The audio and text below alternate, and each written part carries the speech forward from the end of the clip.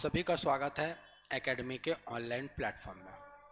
आज हम पढ़ेंगे छत्तीसगढ़ में नदी अपवाह तंत्र। तो इस टॉपिक को केवल आपको समझना है, याद नहीं करना है। केवल आपको छत्तीसगढ़ का मैप बनाना है और उसमें नदियों को क्या करना है, बहाना है। ठीक है, तो याद नहीं करना है, केवल और केवल क्या करना है, समझना है। और जो जिस जिले में रहता है कमेंट बॉक्स में ज़रूर बताइए कि आपके ज़िले में कौन सी नदी बहती है। ठीक है, तो चलिए आइए आज का लेक्चर स्टार्ट करते हैं। सबसे पहले नदी अपवाह तंत्र कहा किसे जाता है। नदी तो सबने सुना है, नदी तो सब बता दोगे, नदी तो सब बता दोगे। नदी के सामने कौन सा शब्द जुड़ा हुआ है, अपवाह तंत्र। नदी के सामने कौन सा शब्द जुड़ा हुआ है, अपवाह तंत्र। तो हम समझते हैं नदी अपवाह तंत्र, या जिसे इंग्लिश में क्या बोला जाएगा, रिवर ड्रेनेज सिस्टम, किसे कहा जाता है। तो मान लो कोई नदी बह रही है, ठीक है ना, ये ऐसी मान लो कोई ऐसे नदी बह रही है। अब इस नदी के रास्ते में कोई क्या होगी, सहायक नदी। ठीक है, मतलब यहाँ से कोई नदी उद्गम हुई या निकली और वो इस नदी में आके मिल गई। उसी प्रकार से इसकी कोई और ऐसे सहायक नदी भी हो सकती है, ऐसे ऐसे। इस सहायक की भी कोई सहायक हो सकती है, ऐसे, ये ऐसे ऐसे मान।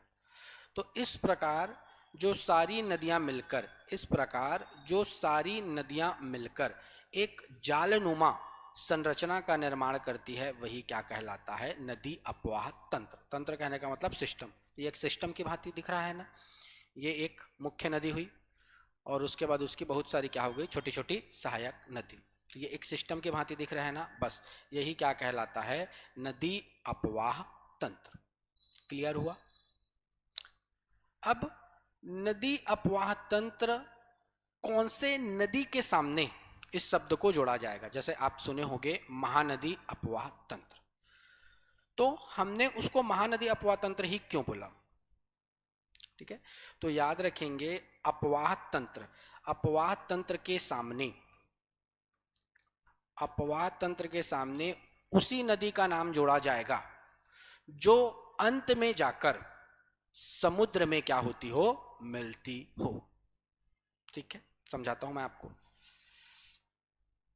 जैसे कि यह हुआ हमारा भारत। ठीक है,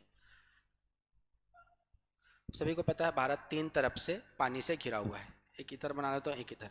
इधर कौन सा समुद्र बोल सकते हो, बंगाल की खाड़ी पूर्व साइड, और पश्चिम साइड क्या बोल सकते हो, अरब सागर।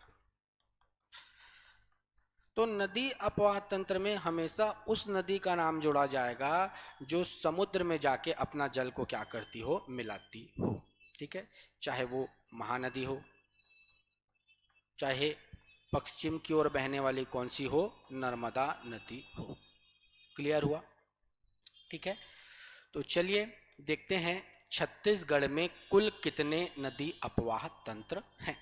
ठीक है, तो सबसे पहले हम लोग देखते हैं छत्तीसगढ़ में नदी अपवाह तंत्र।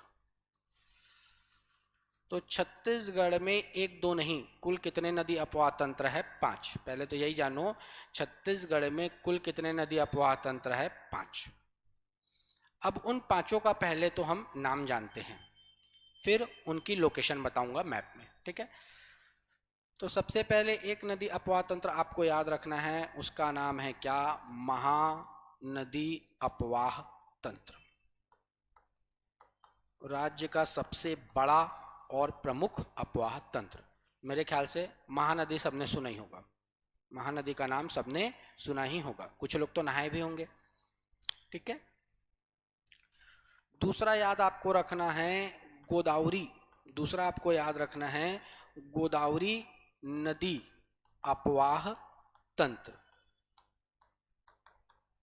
बहुत सारे लोग गोदावरी नदी का नाम नहीं भी सुने होंगे, और इसलिए भी नहीं सुने हो क्योंकि गोदावरी नदी छत्तीसगढ़ में बहती ही नहीं। फिर हम इसका अपवाह तंत्र के रूप में अध्ययन क्यों करते हैं, क्यों, क्योंकि यही नदी है जो अंत में जाकर अपना जल कहाँ गिराएगी, समुद्र में गिराएगी। ठीक है, आगे तीसरा अपवाह तंत्र याद रखना, एक नदी का नाम है कौन सी नदी? सोन नदी। और एक नदी का नाम है कौन सी नदी? गंगा। तो अगला अपवाह तंत्र का नाम क्या है? सोन गंगा नदी अपवाह तंत्र। याद रहेगा तीन। सबसे पहले महानदी गोदावरी, फिर सोन गंगा अपवाह तंत्र। सोन अलग नदी है, गंगा अलग ना, याद रखेंगे। उसके बाद एक अपवाह तंत्र याद रखेंगे ब्राह्मणी। एक अपवाह तंत्र क्या याद रखेंगे? ब्राह्मणी नदी अपवाह तंत्र। ब्राह्मणी नदी भी छत्तीसगढ़ में नहीं बहती, ना ही सोन नदी ना ही गंगा नदी, ठीक है। और एक अपवाह तंत्र आप याद रखेंगे नर्मदा नदी अपवाह तंत्र। तो पहले तो इन पांचों अपवाह तंत्र का आप नाम जानो।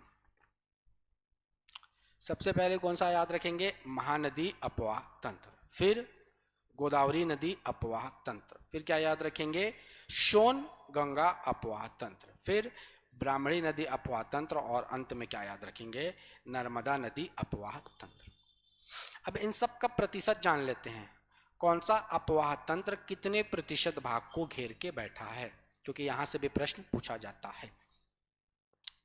तो सबसे बड़ा जो अपवाह तंत्र है वो क्या है आपका? महानदी। मैंने क्रम से ही लिखा है, ठीक है ना, महानदी। और महानदी का लगभग आप याद रखेंगे कितना प्रतिशत? 56।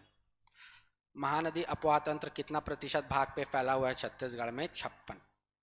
उसके बाद गोदावरी, उसके बाद क्या याद रखेंगे? गोदावरी। गोदावरी को 56 का आधा कर लो, 56 का आधा कितना हो जाएगा? 28। 56 का आधा कितना हो जाएगा? 28, ठीक है। अब उसके बाद पुनः 28 का आधा कर लो, 28 का आधा कितना? 14। 14 में एक कम कर देना, 13। सोन गंगा अपवाह तंत्र कितना है? 13। ये तीनों याद हुआ। महानदी 56, गोदावरी 28 और सोन गंगा 13। ब्राह्मणी केवल 1%। कितने प्रतिशत भाग पे फैला हुआ है? 1।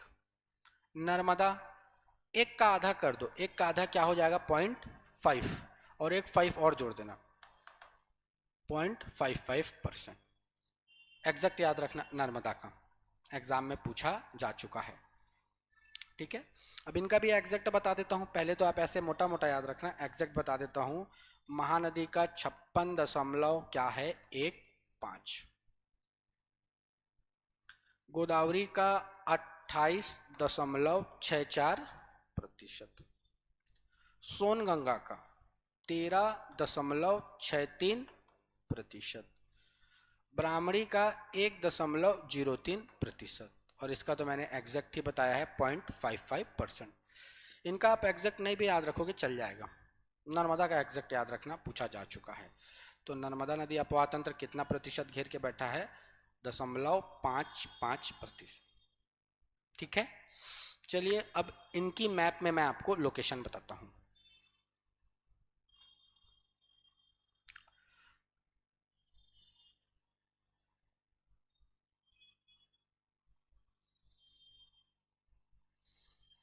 सभी को भाई मैप बनाना आना चाहिए। अगर आपको मैप बनाना नहीं आता तो आप कमेंट कीजिए, मैं एक क्लास आपका छत्तीसगढ़ के मैप का ले आऊँगा 33 जिलों के सहित, ठीक है। तो मैप आना चाहिए भाई सबको, क्योंकि भूगोल पढ़ने के लिए मैप बहुत आवश्यक है, ठीक है। चलिए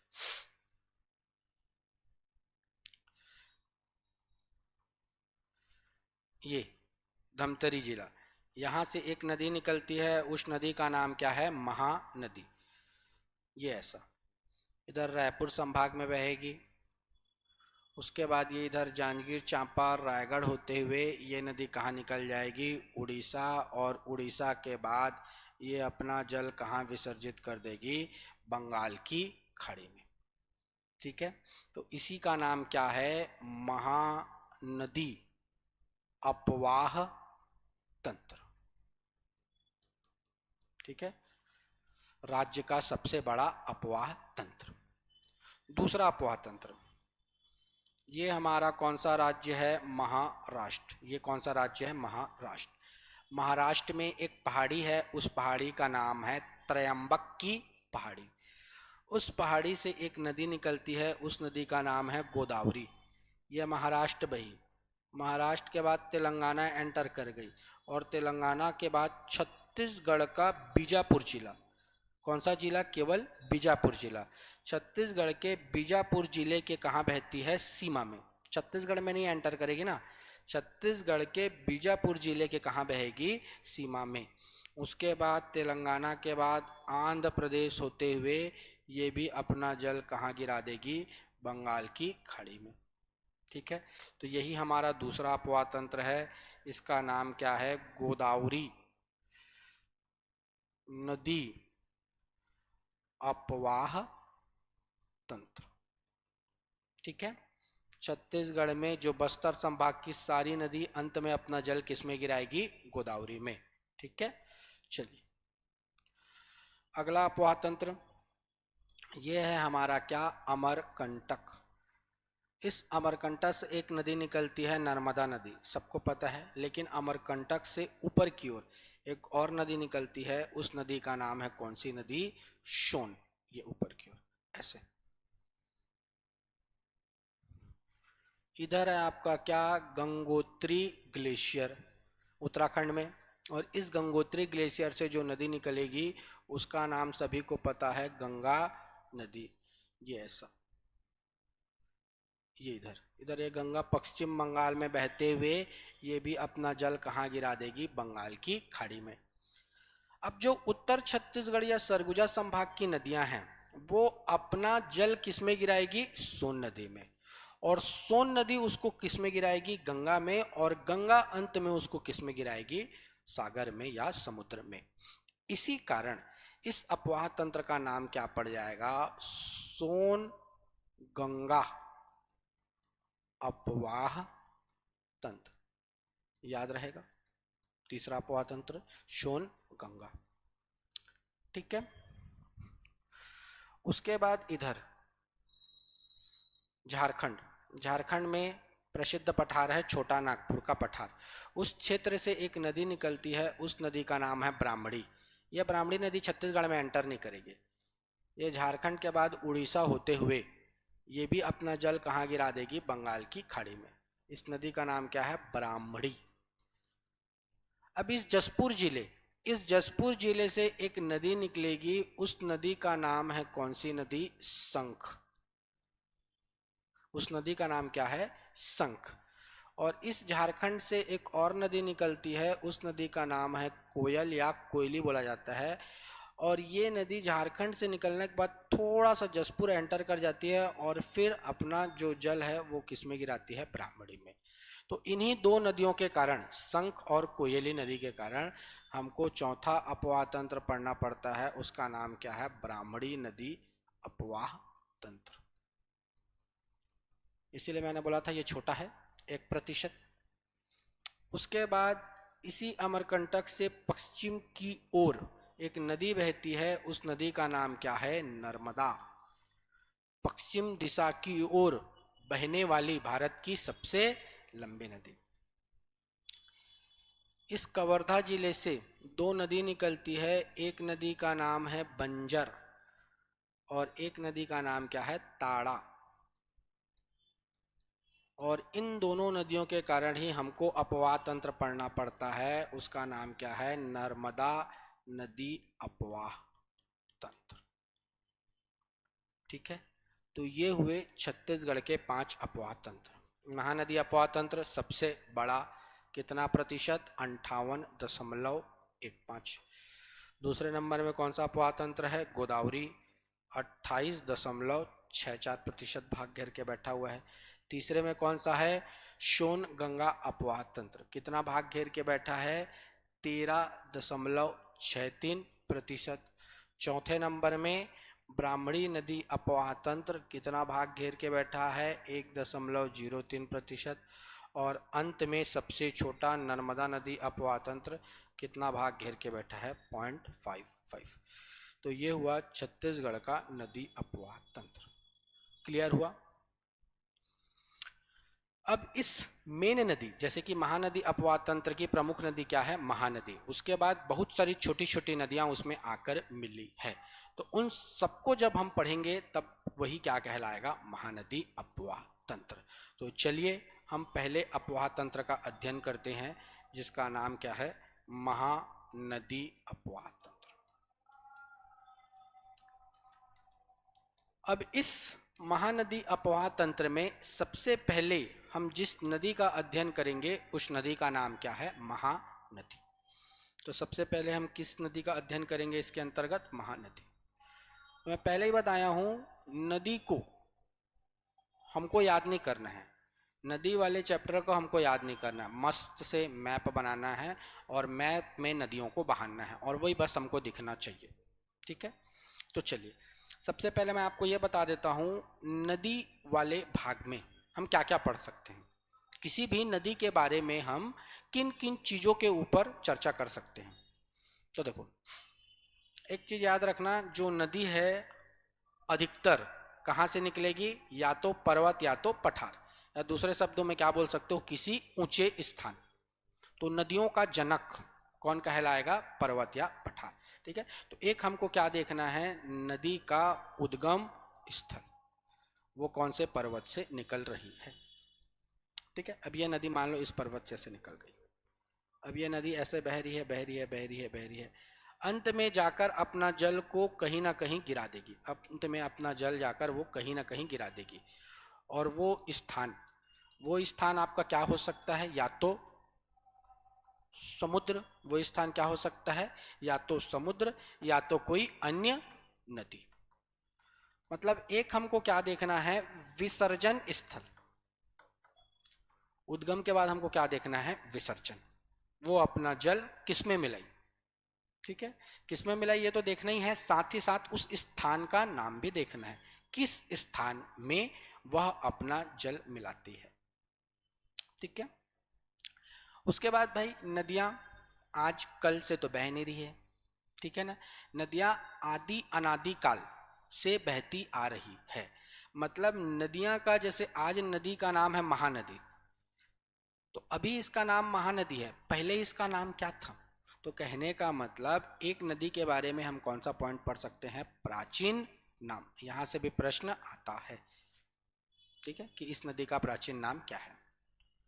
उसके अलावा मान लो नदी यहाँ से बहना चालू की और यहाँ पे जाके अपना जल मिला दे, तो यहाँ से यहाँ तक जाने में उसने कुल कितनी दूरी तय की। मतलब हमको नदी की किसके बारे में पढ़ना है, लंबाई के बारे में पढ़ना है, ठीक है।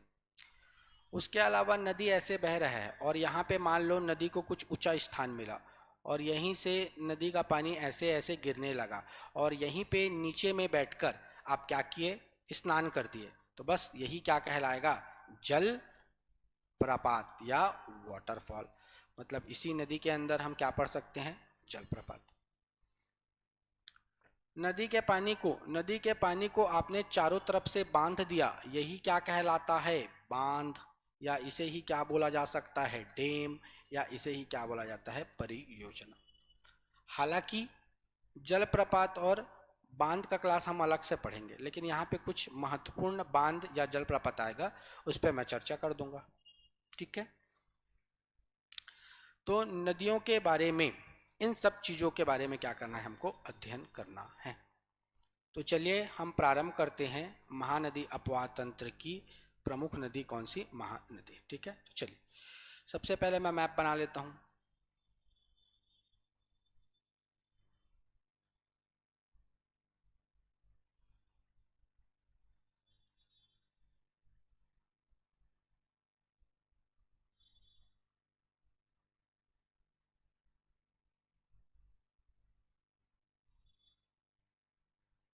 जिसको मैप नहीं आता, बार बार बोल रहा हूँ ना, मैप बनाना सीख लो।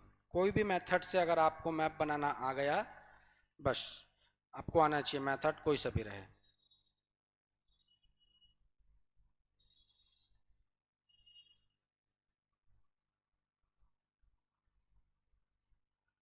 अंदर के जो जिले हैं वो एग्जैक्ट होने चाहिए ना भाई, नहीं तो नहीं बना पाओगे, ठीक है। चलिए ये ऐसे, ठीक है।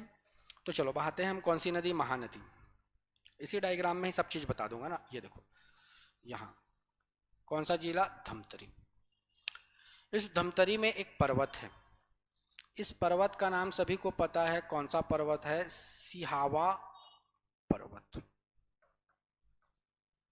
ये सिहावा पर्वत किसका आश्रम था? ये सिहावा पर्वत आश्रम था श्रृंगी ऋषि का। किसका आश्रम था? श्रृंगी ऋषि का आश्रम था। और बोला जाता है इसी श्रृंगी ऋषि के कमंडल, ऋषि लोग क्या रखे रहते हैं? हाथ में कमंडल। इसी श्रृंगी ऋषि के कमंडल से उद्गम हुआ है किसका? महानदी का। ठीक है ना, ऐसा बोला जाता है पुराणों में। ठीक है, तो सिहावा पर्वत ये किसका आश्रम था? श्रृंगी ऋषि का। या इसी सिहावा पर्वत का एक प्राचीन नाम है, इसे क्या बोला जाता है? सुक्तिमती पर्वत। तो आजकल प्रश्न थोड़े डिटेल से पूछे जाते हैं, तो आप याद रख लेना भाई इन तीनों चीज़ों को, सिहावा पर्वत, श्रृंगी ऋषि का आश्रम या सुक्तिमुति पर्वत। यहीं से निकलती है कौन सी नदी? महानदी। ये महानदी। ऐसा महानदी थोड़ा सा एंटर कर जाएगी कहाँ? कांकेर। कांकेर के बाद बालोद। कांकेर के बाद ये कौन सा जिला? बालोद। बालोद के बाद ये पुनः धमतरी आएगी, फिर ये ऐसे बॉर्डर में ये कौन सा जिला? गरियाबंद। ये कौन सा जिला? रायपुर। ठीक है ना, फिर ये बॉर्डर में बहेगी, ये कौन सा जिला? महासमुंद। ये कौन सा? रायपुर। ठीक है, अब इसके बाद ये एंटर कर जाएगी बलौदा बाजार। कहाँ एंटर कर जाएगी? बलौदा बाजार। बलौदा बाजार के बाद ये कहाँ चले जाएगी? जांजगीर चांपा। जांजगीर चांपा के बाद ये इधर मुड़ जाएगी पूर्व की ओर, और ये कहाँ चले जाएगी? शक्ति। शक्ति के बाद ये पुनः बॉर्डर में बहेगी, ये कौन सा जिला? रायगढ़। और ये कौन सा जिला? सारंगढ़, बिलाईगढ़। ऐसे बॉर्डर में बहते हुए ये कहाँ निकल गई? उड़ीसा राज्य। और उड़ीसा के बाद उड़ीसा का जो अंतिम स्थान है उस स्थान का नाम क्या रहेगा? कटक। और कटक के बाद ये अपना जल किस में गिरा देगी? समुद्र में गिरा देगी। उद्गम क्या बोलोगे? सिहावा पर्वत। विसर्जन क्या बोलोगे? कटक, बंगाल की खाड़ी। ठीक है, चल वेट ना।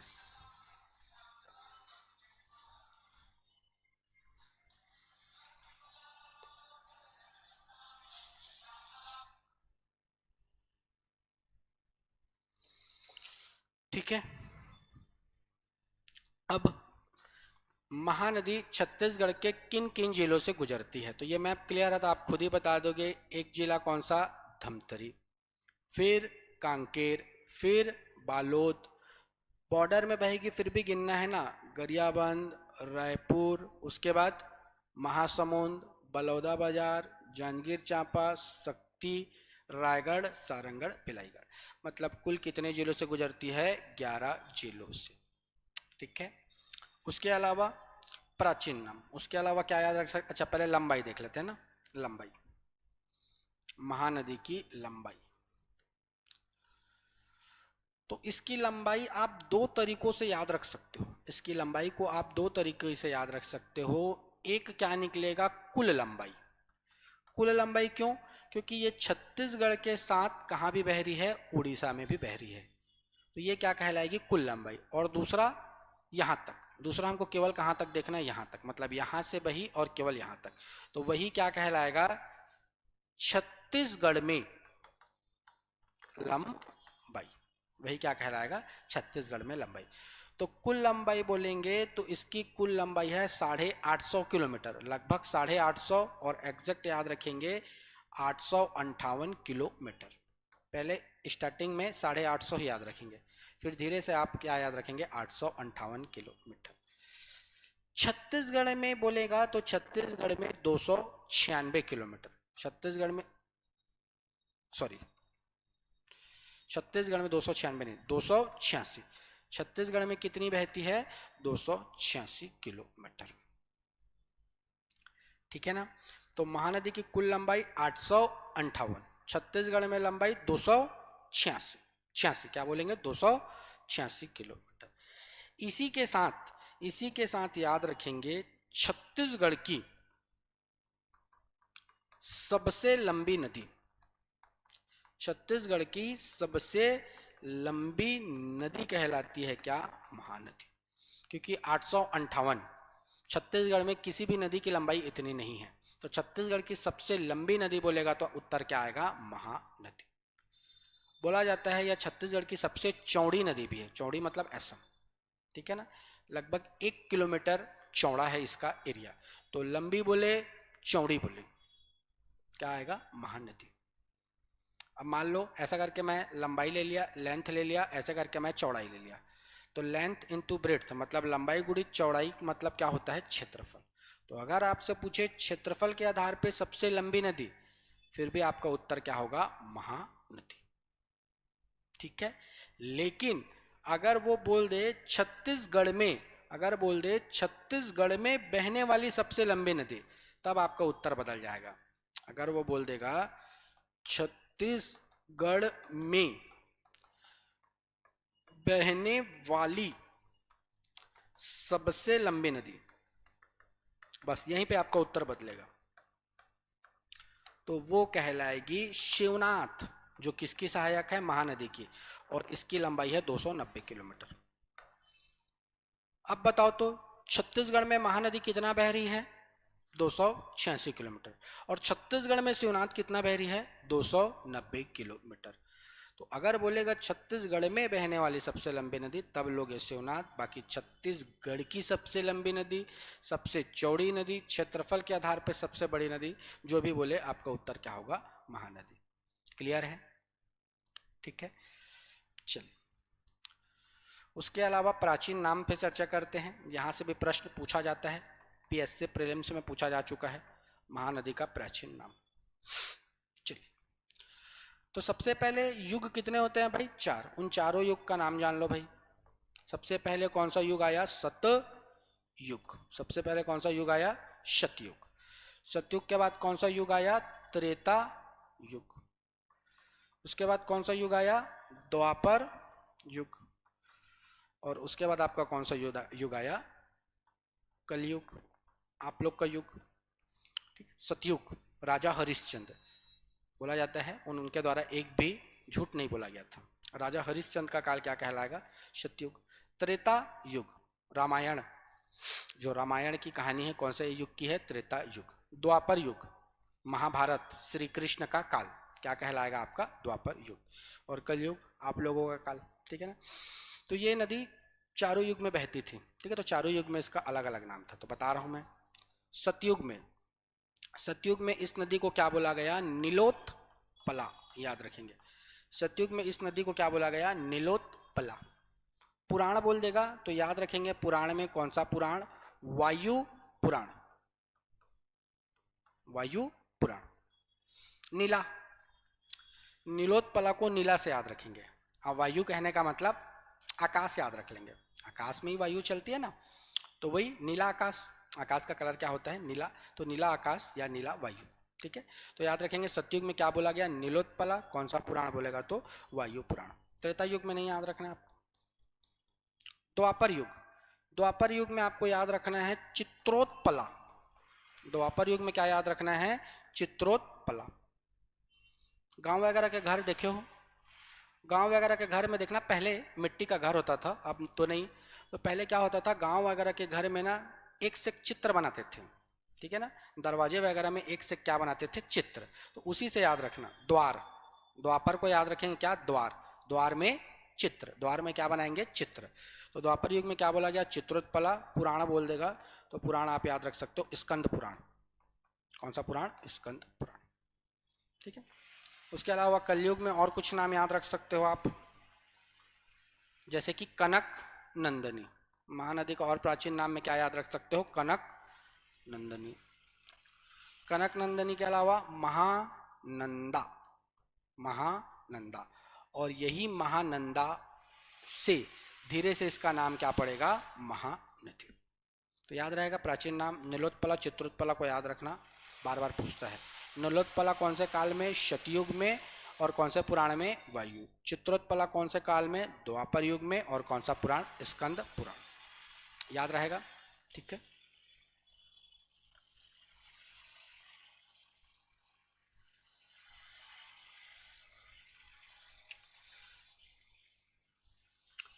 ठीक है। तो चलिए आज के क्लास में इतना ही रखते हैं। नेक्स्ट लेक्चर में हम देखेंगे महानदी की सहायक नदी, इंपॉर्टेंट है। ठीक है, ऊपर से, जैसे कि ये है हमारी कौन सी नदी, महानदी। ऊपर से जैसे कोई नदी ऐसे करके आके मिलेगी तो ये कौन सा दिशा है हमारा, उत्तर। उसको क्या बोलेंगे, उत्तर की ओर से आने वाली सहायक नदी।